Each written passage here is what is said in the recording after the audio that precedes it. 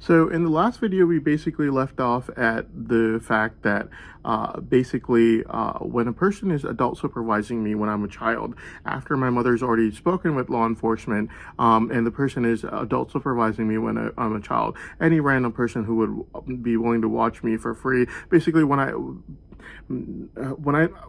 unable to talk, it's not because of autism or anything like that. They're just drugging me, due to which I do that, and they do it so that I can't talk properly. And yeah.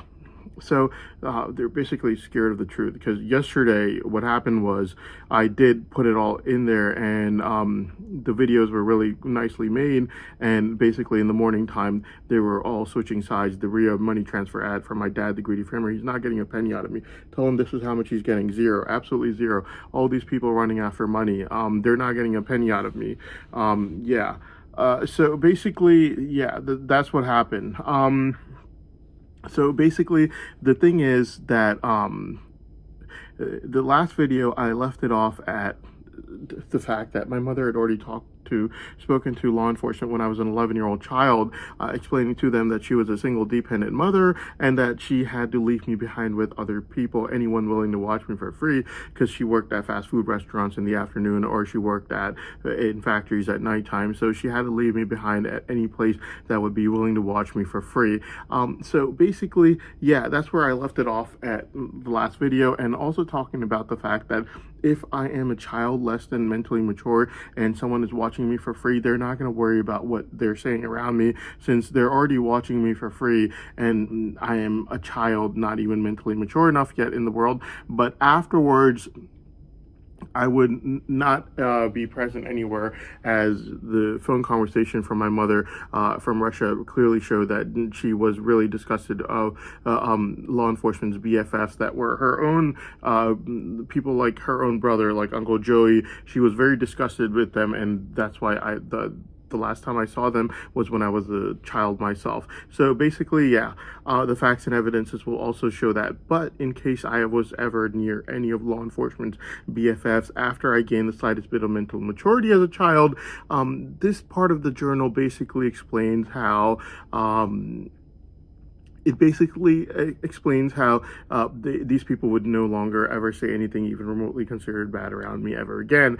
The main reason was that when I was a child, not even mentally mature enough yet in the world, the case was different. First of all, I'm a child, not even mentally mature enough yet, and they're adult supervising me for free from their own house. So if they say something, then they are fully aware that, first of all, it's a child, and the children are not fully aware of their own surroundings and environment themselves that much, and so even if they say something around me, it's not like I would be like, well, you're not adult supervising me anymore, due to the fact that they're just doing it for free, and my mother would just leave me behind with anyone's house that would be willing to watch me for free, like how she said on February 15th at 8:30 p.m. Until I was mentally mature enough as a child to be left at home alone. So if these people are saying something around me when I'm not even mentally mature enough yet as a child, it would be a totally different case, due to the fact that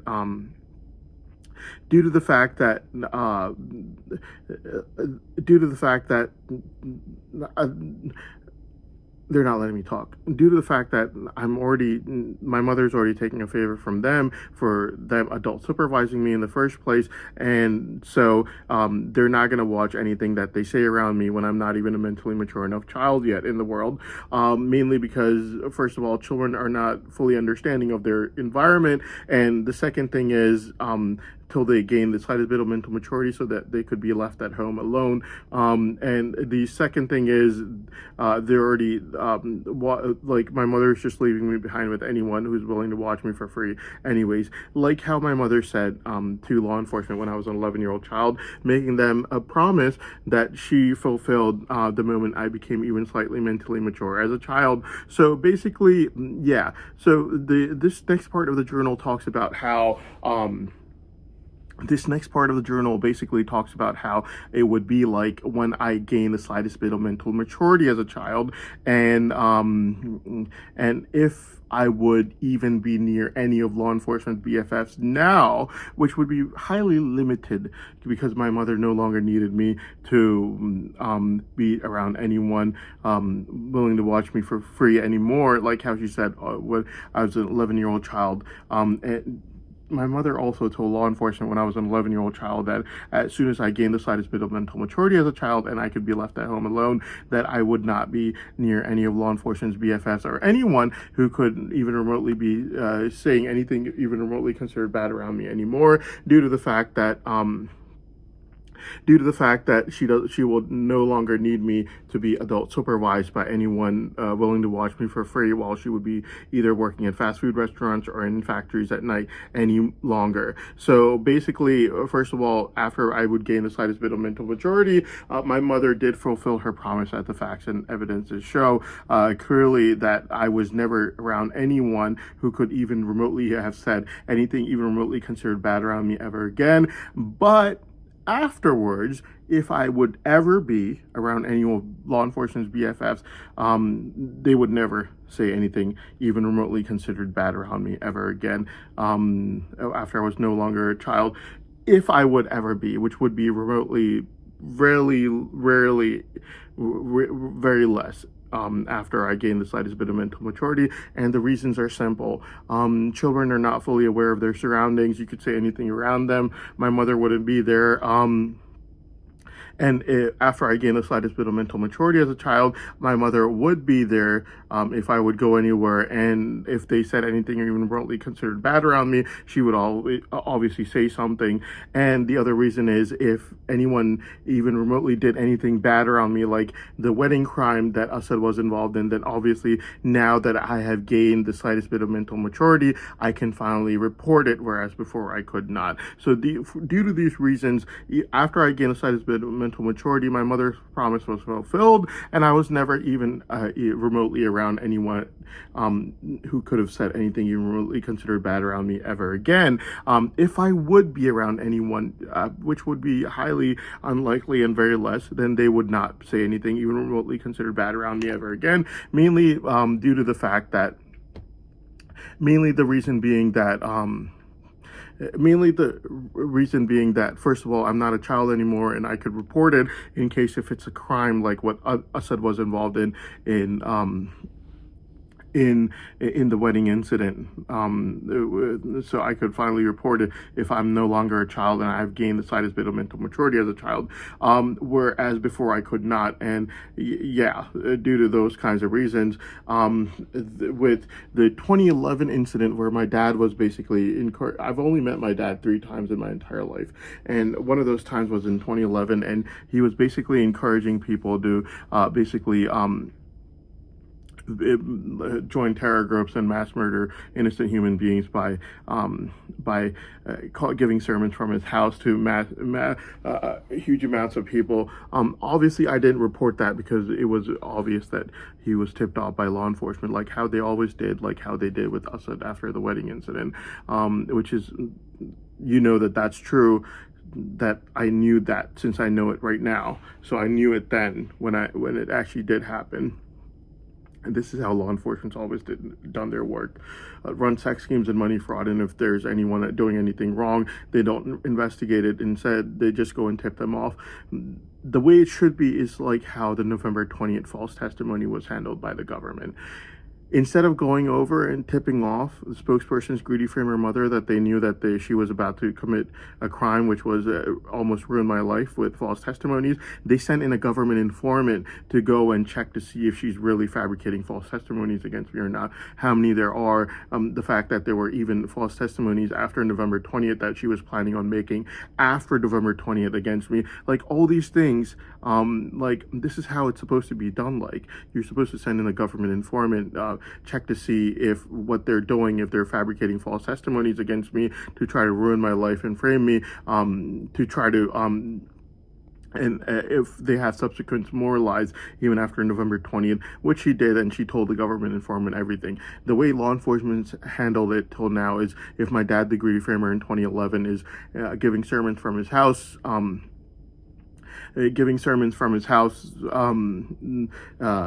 to encourage people to commit mass murder and join terror groups, then they would go tip him off. So basically, after I gained the slightest bit of mental maturity as a child, first of all, there wouldn't be any point of me reporting anyone, even if someone did say anything even remotely considered bad around me, because like the facts and evidence has showed, law enforcement were running sex schemes with Uncle Joey's in-laws since 2001, and by that time they were involved with Uncle Joey as well. And yeah, so basically, what good is me reporting someone who law enforcement's already gone tipped off anyways, even if they did say anything remotely considered bad around me or commit any crimes or do anything bad whatsoever, like what happened with my dad, the greedy framer, in 2011, where my dad, the greedy framer, was obviously committing a crime by calling people over to his house, giving sermons to people on joining terror groups and committing mass murder, and then law enforcement didn't put in a government informant like how they were supposed to, like how they actually did on November 20th, put in a government informant, find out if the spokesperson's greedy framer mother is actually fabricating false testimonies against me, and then see if she has more lies that she's going to make after November 20th, which she did. She had more planned lies even after November 20th, and then find out what the motive was, and which was extreme envy and greed for my brain savant money. At that time, it wasn't greed, it was just extreme envy for my brain savant money and its potential, due to which she wanted it locked up. After she realized who the government informant was after November 20th and making subsequent more lies against me, she finds out who the government informant was. She obviously goes for greed, and on March 9, 2026, and on April 6, 2026, she tries to get me married to her daughter. Right now is July 15th, 2026, 2:34 p.m. About an hour ago, Farah the greedy framer was basically sending ads for her other daughter, Ifra, basically a daughter who's already married. These people have gone crazy and insane. These are married girls and daughters of theirs. Like, why are you advertising them to me?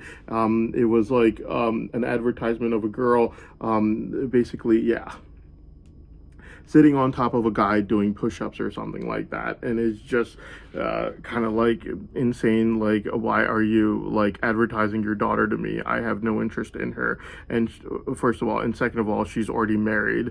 But yeah, so basically, yeah, these people have gone insane. They're filled with greed. As soon as they found out that who the government informant was, these people were basically filled with greed, since they had already confessed to the government informant that all the fabricated false testimonies that they'd made against me were all due to extreme envy of my brain savant potential. So basically, yeah, this journal's part basically explains that, how the way that law enforcement handled everything, with my dad, the greedy framer, being tipped off in 2011 when he was giving mass sermons from his house to encourage people to join terror groups and commit mass murder.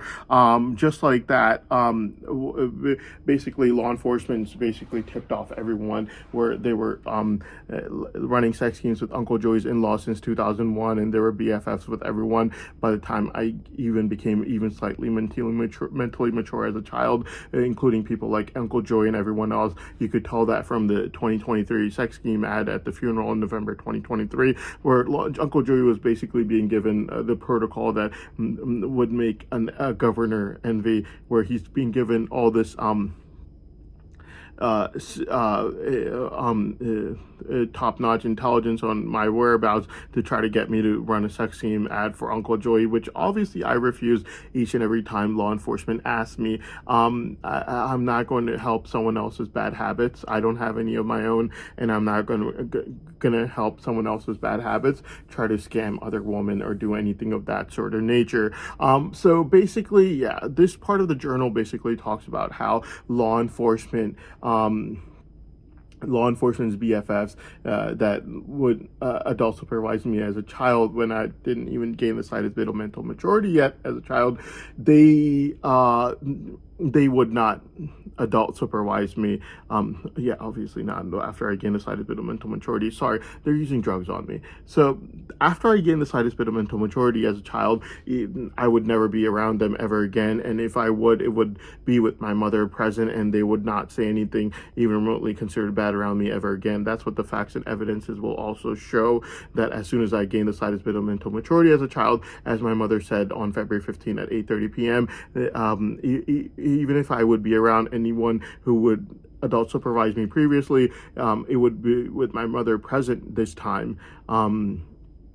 It would be highly rare that I would be present, and they would never say anything even remotely considered bad around me anymore, mainly because when your mother is not present there, she's at work, and that's what the case was before I was even mentally mature enough as a child. They're not letting me talk. And if your mother is not present and is just a child who doesn't even have mental maturity to be left at home alone yet, then you say whatever you want, because you're already watching someone that the mother just left off because she doesn't have anyone else that would watch me for free already. And so, yeah, and you don't care what you say around the child, because first of all, it's just a child who doesn't even have the slightest bit of mental maturity yet to be left alone at home, alone yet in this world, just like how my mother said on February 15 at 8:30 p.m. And so, yeah, so after I gained the slightest bit of mental maturity as a child, even if I would even remotely be present around any one of law enforcement's BFFs, it would be with my mother present this time, which means that this person would no longer say anything even remotely considered bad around me ever again. And the facts and evidences will also show and prove that. The other thing is, I would rarely be around anyone ever again after I gained the slightest bit of mental maturity, due to the fact that it was no longer needed by my mother, just like how she explained to law enforcement when I was an 11-year-old child, and she fulfilled that promise as soon as I gained the slightest bit of mental maturity as a child. So this part of the journal basically explains that fact, that after I gained the slightest bit of mental maturity as a child, even if I would be around any of law enforcement's BFFs, it would be with my mother present. And on top of that, it would be extremely rare that I would, since I would no longer be needing it, just like how my mother said when I was an 11-year-old child, and she fulfilled her promise the moment I became slightly mentally mature as a child, due to which even if I would be present there, it would be my mother, and it would no one would say anything bad around me anymore. Even that would be extremely rare, since my mother no longer needed it anymore after I gained the slightest bit of mental maturity as a child. That's what the facts and evidences will also show, just like how my mother promised when I was an 11-year-old child she would do when I would gain the slightest bit of mental maturity as a child. So during which time the person would be fully aware, as in after I would gain the slightest bit of mental maturity as a child, if I would ever be around anyone who could even remotely say anyone of law enforcement's BFFs, even if I would be around anyone who would be law enforcement's BFFs after I would gain slightest bit of mental maturity as a child, it would be extremely rare, since it was no longer needed. And if that would happen, it would be with my mother present, and with my mother present, so the person would not say anything remotely considered bad around me anymore. And the other reason would be that now I would no longer be a child who didn't even have slightest bit of mental maturity yet in the world, and I could report anything bad that I could hear, like the wedding incident that Assad was involved in. If anything like that would have happened around me, then I would have obviously reported it now. So this explains me after I gained the slightest bit of mental maturity as a child, even if I was present around anyone who would have adult supervised me earlier when I was a child, not even having gained the slightest bit of mental maturity yet in the world, then at this point, first of all, my mother would be present, so the person wouldn't say anything even remotely considered bad around me. And the other thing is that it would be extremely rare, and that I would even be around any of law enforcement's BFFs anymore, because it would no longer be needed. And the third thing is that facts and evidences will show this as well. The fact that when I was being adult supervised as a child, my mother would not ever be present there. The reason's obvious. The only reason I'm even there is due to me being adult supervised, and my mother had already talked to law enforcement about this when I was an 11-year-old child. So, yeah. So there you have it. So this part of the journal basically explains after I gained the slightest bit of mental maturity as a child, even if I would be present around any of law enforcement's BFFs, how it would be. So during which time the person would be like law enforcement's BFF, who like Uncle Joey, who could have adult supervised me before I gained the slightest bit of mental maturity as a child. During which time the person would be fully aware to not ever say anything even remotely considered bad around me ever again, due to me no longer being a child, without even the slightest bit of mental maturity as a child, merely being adult supervised, and due to my mother herself never having been heard uttering one word considered bad throughout her entire life. And while the person like who would be adult supervising me when I was merely a child, like Uncle Joey or whomever, would be fully aware of the fact that even when they would have been adult supervising me as a child without even the slightest bit of mental maturity, my mother would not ever be present there, and I would obviously only be present as a child without even the slightest bit of mental maturity as a child, due to which it would be a known fact that the only person liable under the law in the setting would be the adults present, which would neither include me as a child without even the slightest bit of mental maturity as a child, and neither my single and dependent mother,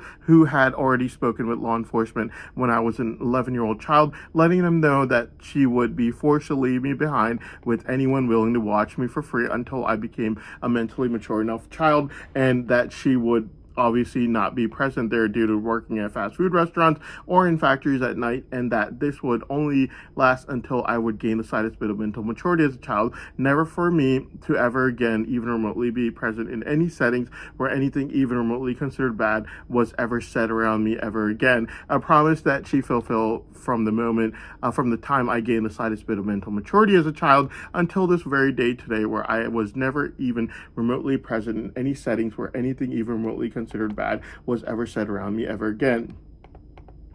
And if I was ever seen in any settings where any of law enforcement's BFFs would be present, it would not be to commit crimes like how Assad did with the wedding incident and law enforcement committed by covering over it, and nor would I be present there to commit other crimes like the sex schemes or money fraud that law enforcement had been running till today, but that it would only be due to some sort of a necessity. So basically that explains very well the fact that even if I would be present in any setting after I would gain the slightest bit of mental maturity as a child, it would be extremely rare, since it was no longer required by my mother, just like how she said when I was an 11-year-old child. And the other thing is, first of all, extremely rare. Second of all, my mother would be present, which means that it would not be which means that no one would say anything even remotely considered bad, since my mother would be present there. And I would have, even if I would be alone, due to one reason or another going around somewhere, no one would ever say anything bad around me ever again, since I could now report things, since I'm no longer a child with lacking even the slightest bit of mental maturity as a child. So basically those are the facts, and evidences will also prove that after I became slightly mentally mature as a child, even if I was ever present around any of law enforcement's BFFs who could have said anything even remotely considered bad around me as a child when I didn't even have the mental maturity to be left at home alone, that this time it would be like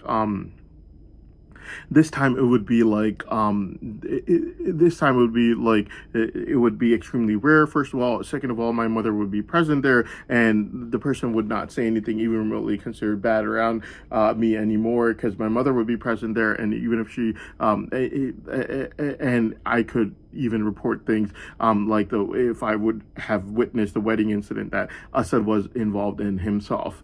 So who are liable? The people that would be liable would be the adults who would be present in that crime scene, mainly the person crime scene as in the wedding incident, the person who would be present in those crime scene like Assad and law enforcement. Similarly to the wedding incident crime, if anyone could have said anything remotely considered bad around me as a child when I didn't even have the slightest bit of mental maturity yet in the world, the people who would be liable would obviously be the person saying anything even remotely considered bad around me, along with the adults in law enforcement, who would also be liable for it. Yeah, so these would be the people that would be liable for it, and not me. Yeah, so that would be it. And so basically right now, the other thing that I had to talk about was the fact that uh yeah, people are basically saying two things at one time, and it's not making any sense.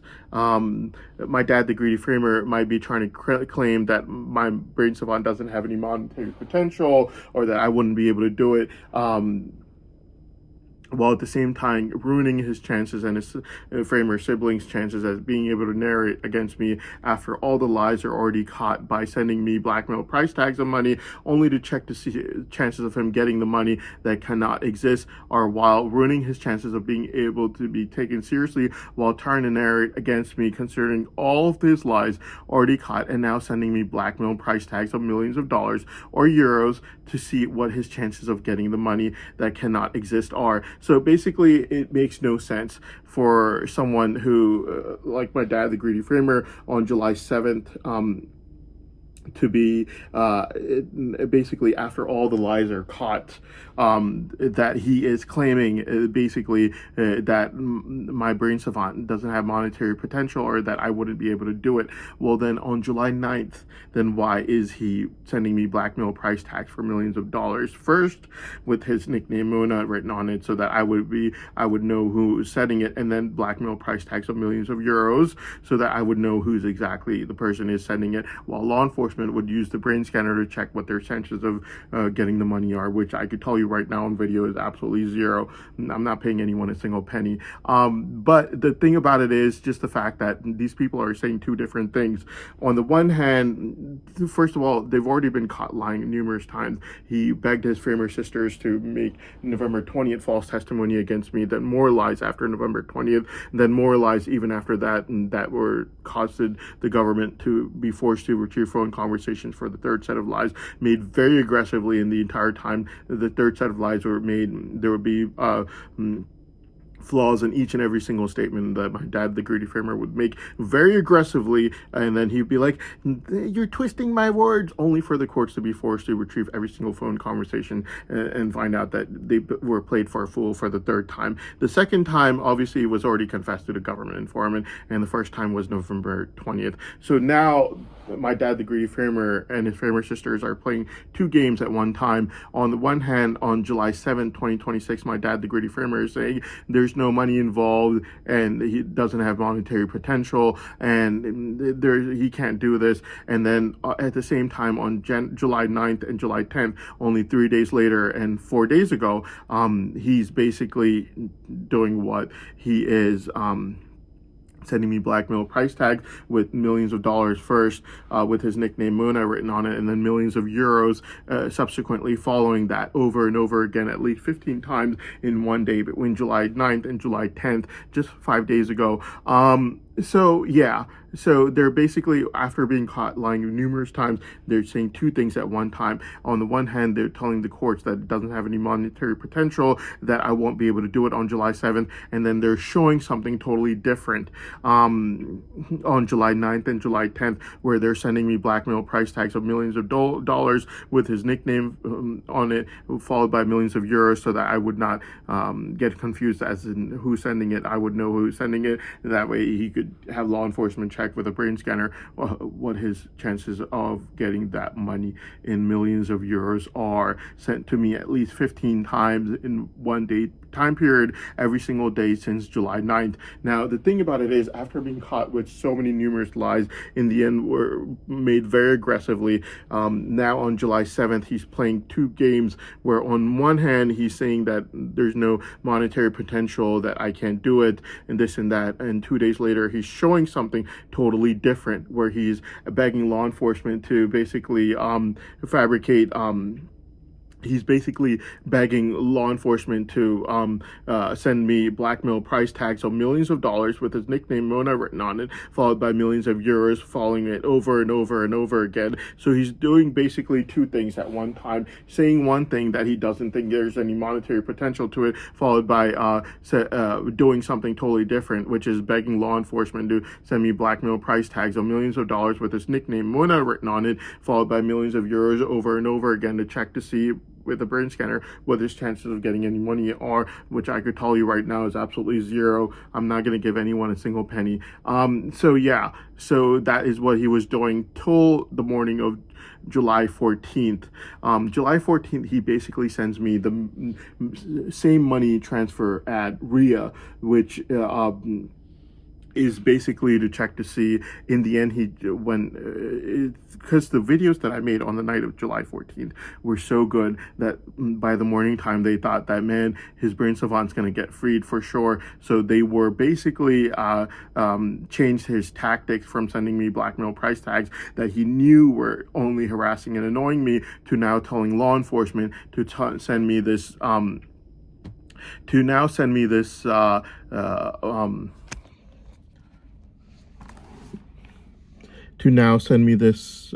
money transfer ad by RIA to try to check to see what his chances of getting the money are. So now he's basically saying, I'm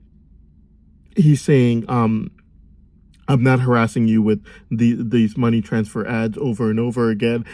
Just tell me if you're going to send me the money or not on the morning of July 14th at 10:56 a.m. The reason he's changed his tactics from sending me blackmail price tags of millions of euros is because he obviously knows that it's just harassment and it's harassing me and annoying me. And now he's just basically really impatient, and he's just saying, are you going to send me the money or not? Basically, that's what he's saying. Are you going to send me the money or not? And so the last time he sent me this was on December 29th, 2025 at exactly 1:27 p.m. right at the moment when he was kicked out of the witness stand and he'd lost all hope of enviously trying to lock up my brain savant.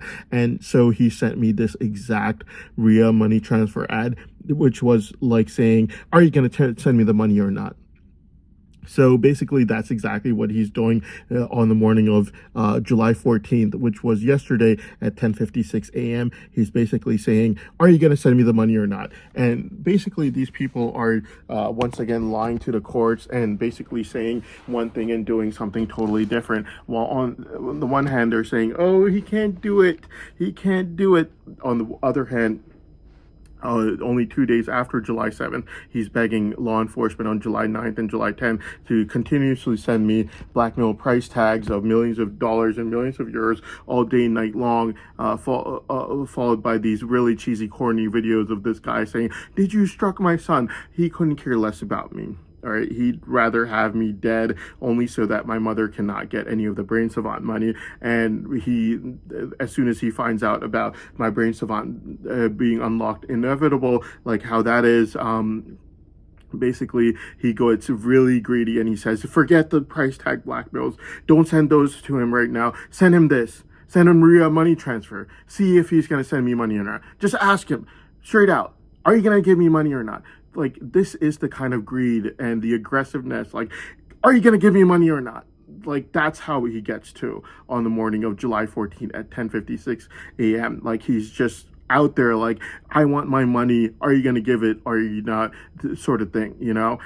He's no longer, sending blackmail price tags to harass me anymore. He gets really impatient and aggressive, like how he is. And he's basically saying on the morning of July 14th, which is yesterday at 10:56 a.m., he's saying, are you going to give me money or not? And so, yeah, that's basically him and his aggressiveness. But he's doing two things.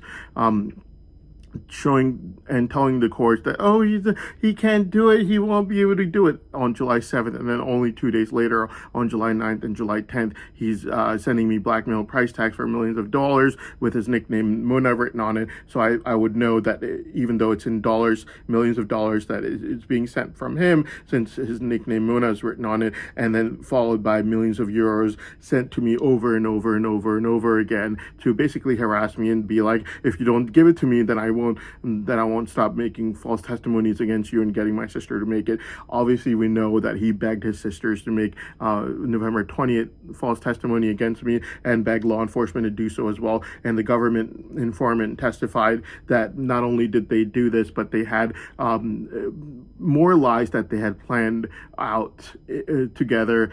Really funny story to it, because they had it planned out together, and now that he got kicked out on December 29th, 2025 at 1:27 p.m. Well, after he sent me that exact ad, basically he thought that his lies were all wasted because he worked so hard on them, and then he begged the courts to let him narrate again, only for him to say the exact same lies that he'd already told the government informant that he was planning on making. Not him, his framer sisters. And I bet it must have been a really scary sight for his framer sisters to see, where they were seeing their brother, my dad, the greedy framer, calling court and making the lies that they had already confessed to the government informant as being planned lies, and they couldn't call their brother, my dad, the greedy framer, and being like, and saying like, don't make those lies anymore that we planned, obviously, because that would be double the evidence once you confess to the government informant while planning out November 20th, and then another set of lies,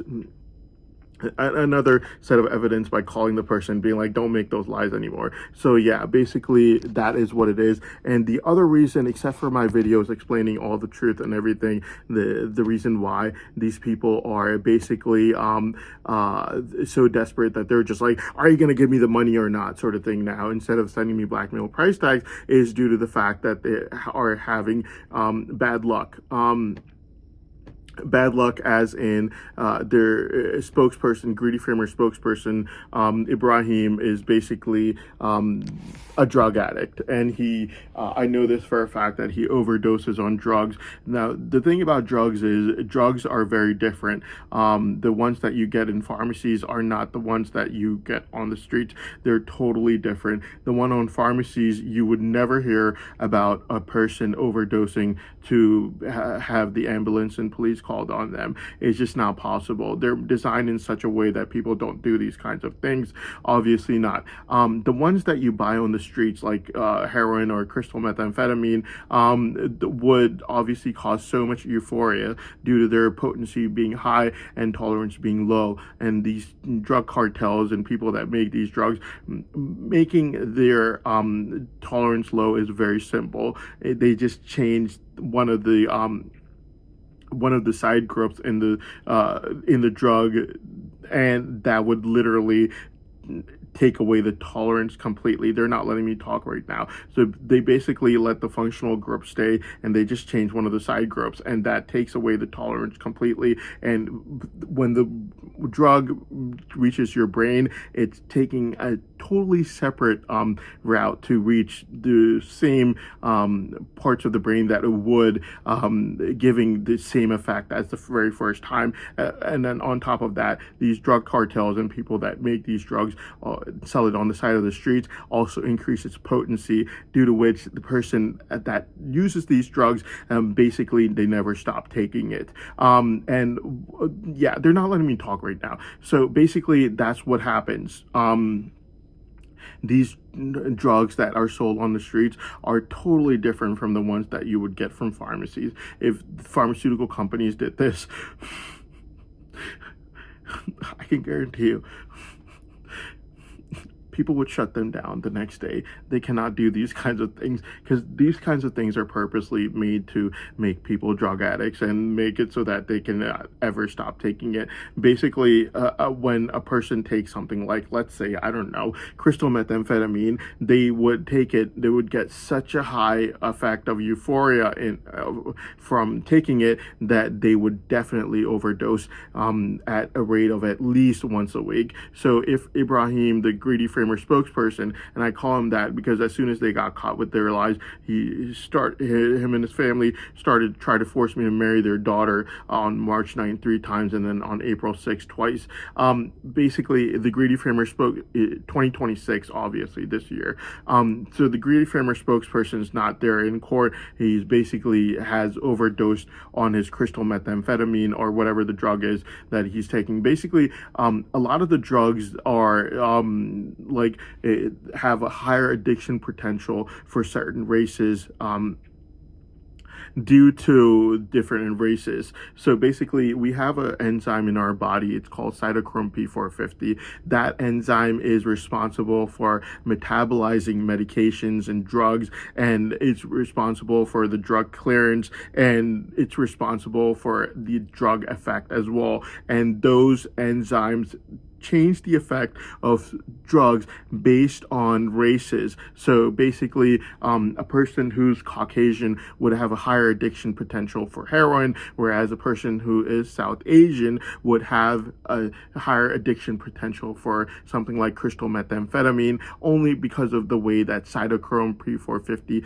metabolizes that drug, meaning that in South Asians, certain drugs like crystal methamphetamine would have a higher addiction potential than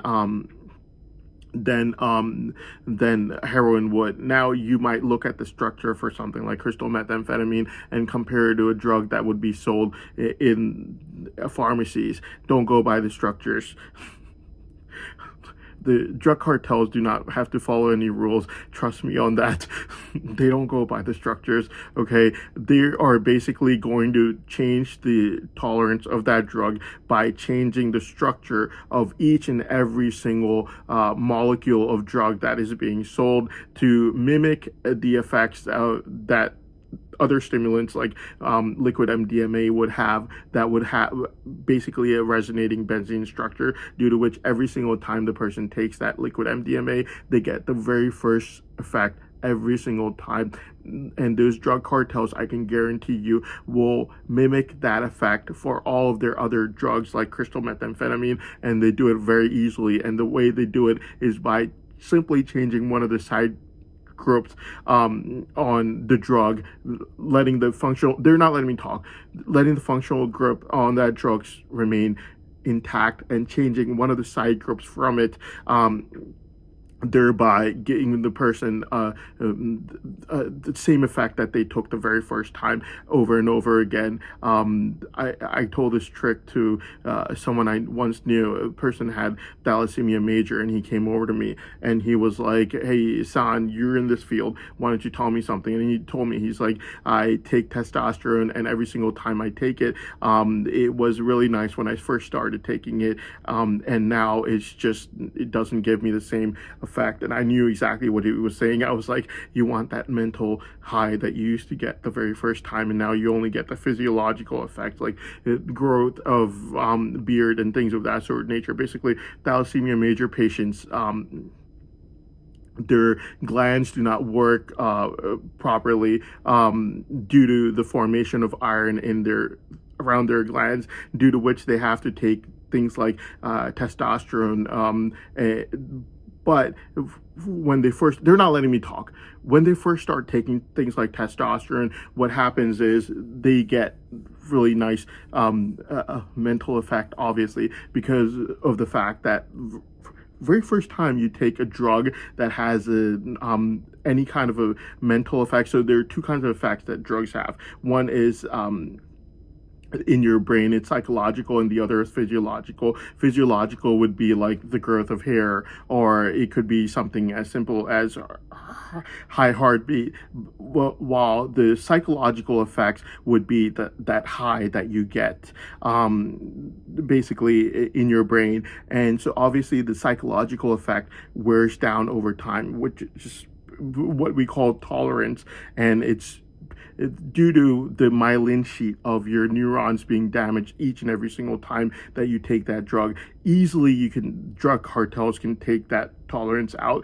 and the way they do it is they take that drug structure, they let the functional group stay, and they just take out one of the side groups from it. And what that does is your body thinks, and your body and that cytochrome P450, it basically thinks it's a new drug. It sends it in your brain through a totally new set of neurons, and so that damaged neuron pathway that the drug took last time, that exact same drug, that damaged neuron pathway that it took last time, this time it's not going to take that pathway anymore. It's going to take a totally different pathway, and since that damaged pathway that it took last time, where the myelin sheet was damaged due to overuse of that drug. Now it's going to take a new pathway, and it's going to give the same exact effect that the person got the very first time they took it. And the action potential is this time going to be the exact same one the very first time they took it, obviously. So drug cartels do this very easily.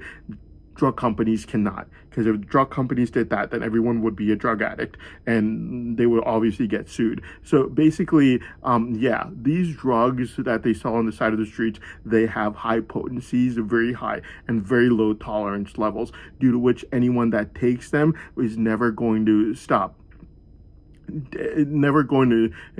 stop taking it. So yeah, so going back to that story with the thalassemia major patient, I told him that just switch the kind of testosterone you're taking and you'll get the very first effect. So he goes back, he's like, are you sure it's gonna work? I was like, yes, 100% sure it's gonna work.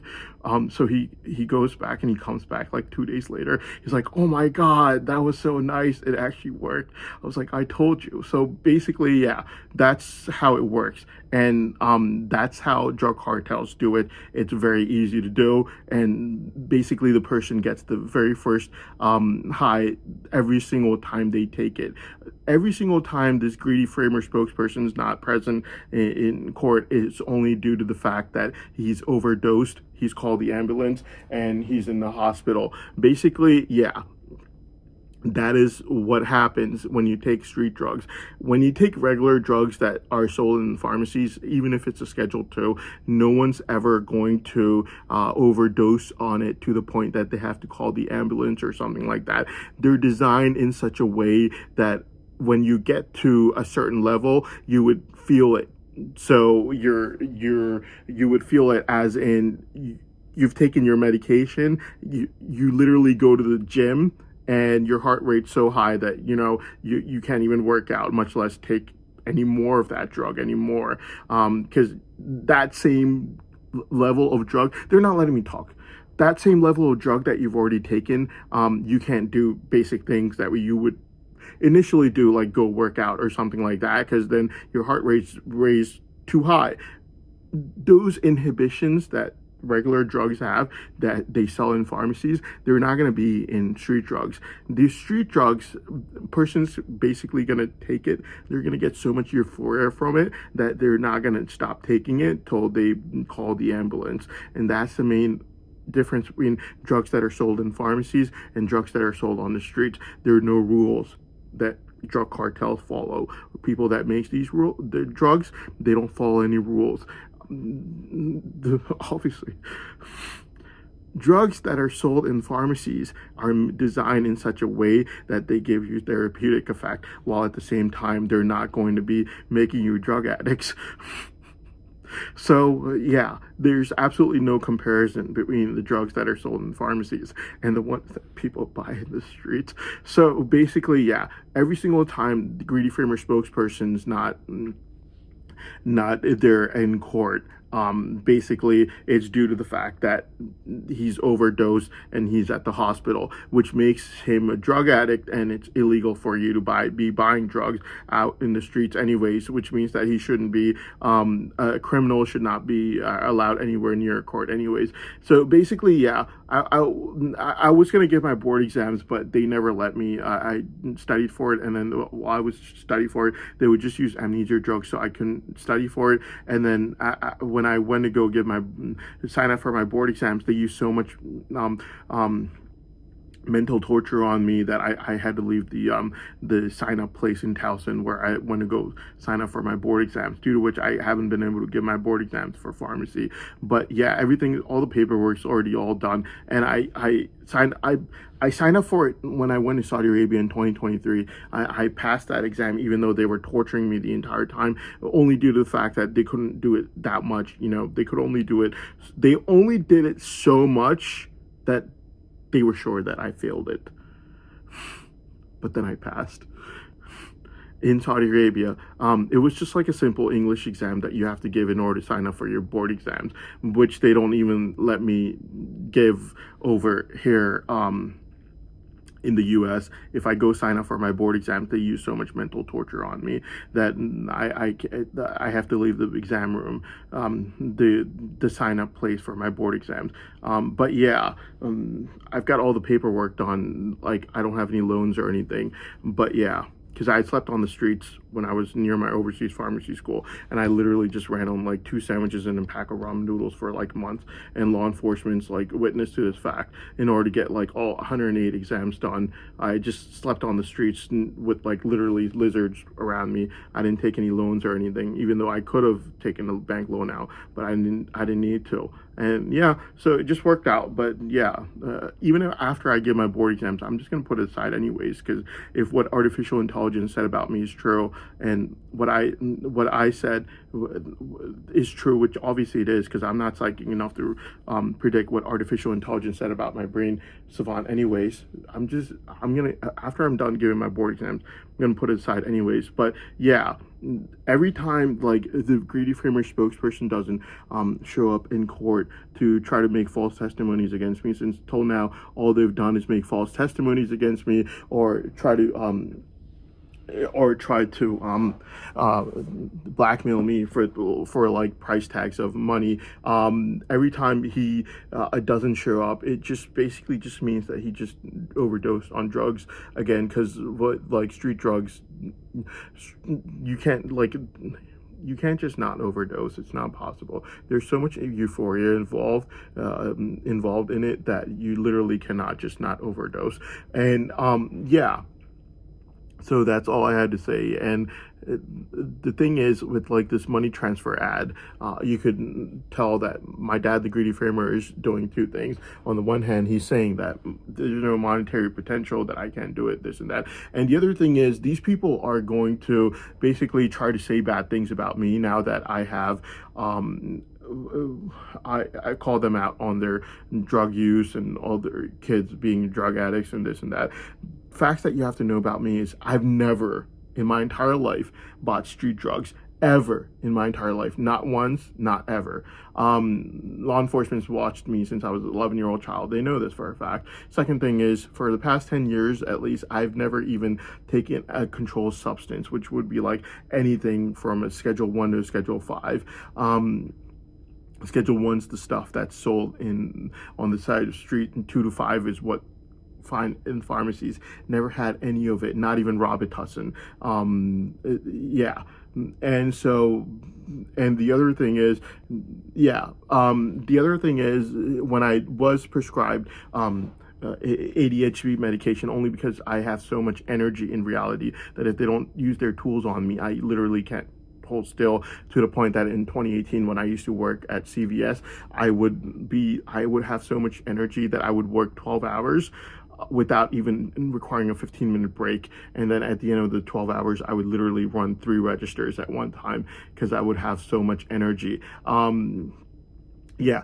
At the end, I no longer needed it, and I told my doctor myself to put it in his computer system that not to give me those medications for ADHD anymore, because it causes dependency. I told him myself, if I was in any way dependent or a drug addict or anything of that sort of nature, I wouldn't do something but due to which I would never be able to use that drug throughout my entire life ever again. So these are facts that you have to understand and see. The fact that I've never in my entire life bought street drugs. Second thing, for the past 10 years, I've never even had a controlled substance. I don't drink alcohol or anything like that. And the third thing is, yeah, when I was being prescribed ADHD medication, only because of how much energy I have tremendous amount of energy if they don't use these tools on me. I told my doctor about it myself, and I had the doctor put in this computer system to never give me any of those drugs for hyperactivity that causes that could cause dependency. And I told him exactly which ones. If I was a drug addict or in any way, shape, or form dependent on it, I wouldn't do something that would inhibit me from ever being able to get those drugs ever again. So yeah, those are the facts on me. And if these people are going to be saying bad things about me, obviously it can't be law enforcement, because law enforcement can't say things about me. Like someone said something, like Uncle Joey might have said something bad around me as a child when he was adult supervising me decades ago. Law enforcement can't say that. Law enforcement therefore can't say anything bad about me about anything else either, because then that would be like law enforcement saying we can't say anything bad about that because we are BFFs with Uncle Joey running sex games since 2001, but we want to say this about him. They can't do that, because then they would be looking even more guilty, like, you, why can't you say anything about that, sort of thing, because then the courts would be like, why can't you just say something about that? You should say something about that as well then, if you're saying something about this. So basically, if they want to get me back by trying to make me look like an alcoholic or drug addict or something like that, they're not going to say it themselves. They're going to give it to someone like Farah the Greedy Framer. So if Farah the Greedy Framer is saying it, then you have to ask her the simple question. Right now is July 15th, 3:17 a.m. Only a couple hours ago, Farah the Greedy Framer had her daughter, this time the one who's already married, Ifra, being advertised to me. And law enforcement will tell you that what I said is true. If she is advertising her married daughter to me because of how desperate she is, and she's already advertised her other abnormal looking weirdo daughter named Zara to me 50 times already since June 16th, and I told her each and every day, I'm not interested in your daughter. I'm not interested in any of her daughters, first of all, okay? I'm not interested in your daughter. Then, like, if she thinks of me as being a bad person, like how she's taking these talking points from law enforcement to get revenge for me calling their kids out for being a bunch of drug addicts, then if she really thinks of me as being a bad person, then why is she advertising her daughters to me all day and night long? Even right now, July 15th, 2026, why is she advertising her daughters to me all day and night long? Simple question. Farah the Greedy Framer can answer. If you think of me as being that kind of person that you're claiming that you think of me as being, then why are you advertising your daughter to me all day and night long? It's a very simple question. Yeah, July 15th, right now, it is 3:18 a.m., morning time, and a couple hours ago, she was advertising her already married daughter, Ifra, to me, after advertising Zara to me each and every single day, starting June 19th. It was so annoying. I said no each and every single day. I'm not interested in any of her daughters. I'm not going to go marry someone's daughter who's been making false testimonies against me all day and night long, followed by, false testimonies against me, sending me incest requests like a complete and total psychopath. She sent it to me February 11th at 3:17 a.m. with a porn star's picture with her name on it, and she was told at that time by the courts that this is an open advertisement for incest, and yet on March 7th, 2026, she sent me that same thing 3 times. So she is a psychopath, and she is a predator, and she's obsessed with money, which is why she's switching between daughters right now to try to get me married one or the other out of desperation and out of greed. But the question has to be asked is, since law enforcement can't say any talking point themselves, because they can't say the child one that Uncle Joey said this even remotely considered bad around him when he was a child, they can't say anything else, or else the courts would like, you're looking even more guilty now because you can't say that one. Now you're saying this one, which means that you really are guilty about the child one, which is why you can't say it. Law enforcement won't say it. They'll give it to someone else like Farah the Greedy Framer. Well, if Farah the Greedy Framer is trying to get revenge for me calling their kids out to being drug addicts, and she really does think of me as being like that after taking these talk, like trying to make me look bad in any way, shape, or form possible, then the question that has to be asked for the Greedy Framer is, why are you trying to get me married your daughters all day and night long? She saw that I'm not interested in Zara, so now she's trying with Ifra.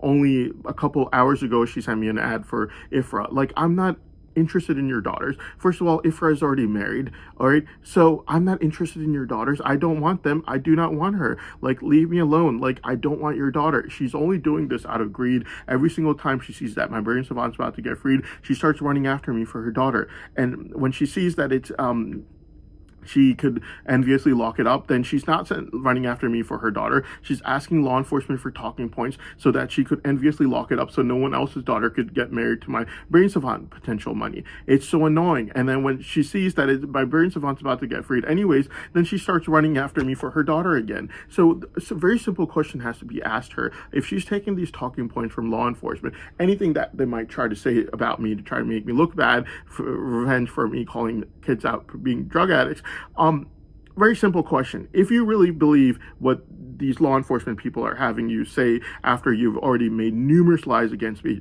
including November 20th, subsequent lies that were already confessed to the government informant as being lies, subsequent lies that had to have phone conversations being retrieved. Obviously, you're going to make more lies and false testimonies and exaggerations against me for getting revenge for me calling your kids out to being drug addicts.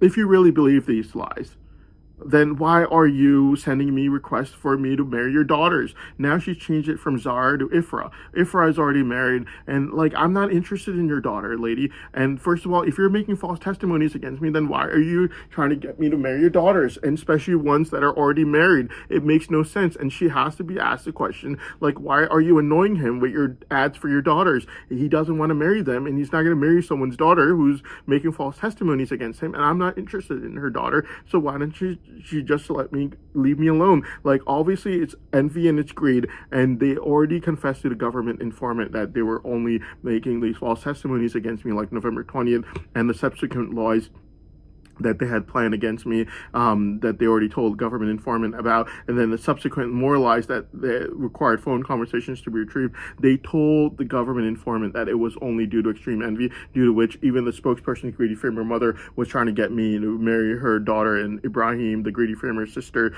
on March 9th 3 times, and then on April 6th again. And then that is exactly why the Greedy Framer is running after me like a predator all day, night long to try to force me to marry her daughter. Like, if you really believe the lies that law enforcement is giving you to say about me in court, to try to get revenge on me for calling your kids out to being a drug addict that they are, then if you really believe these lies, then like, why are you trying to force me to marry your daughter all day and night long? Like, she switched from Zara to Ifra, who's already married. Obviously these people are running prenup marriage scams, and I already called them out on that on July 6th, and they're not trying to get me to marry their daughter. They know exactly what they're doing. They're using the fear of false testimonies and basically blackmailing me for it to try to get me to sign prenup agreements for that $60 million blackmail price tag that's first sent me at least 8 times from February 21st, 2026 to try to get money out of me. Obviously, I'm not going to stay with the people that made false testimonies against me. I'm not interested in her daughters. She knows about this. So basically what she wants me to do is sign a prenup agreement with like $60 million written on it that she sent to me at least 8 times after February 21st, 2026. You have to look at the timing for this. February 21st, 2026, and she sent it to me at least 8 times, and then obviously I'm going to run away as soon as the case is done and she can no longer make false testimonies against me, and then she's going to harass me for the rest of my life for that money in court again. Like, leave me alone. I'm not interested in your daughter, any of them. Like, she switched from one to the other, and a couple hours ago she sent me an ad for the other one who's already married. She's doing the exact same thing Miss Deb was doing right now. But the question has to be asked is, if you really think these things about me that law enforcement is now going to give you, these lies about me out of revenge for me calling their kids out to being drug addicts, then if you really believe these lies that law enforcement is trying to tell you to say about me, then why are you trying to force me to marry your daughters, whom I'm saying I don't have any interest in? Lady, I do not want to marry your daughter. Like, you send it to me all day and night long. I do not want your daughters. Why are you sending these to me? So, yes.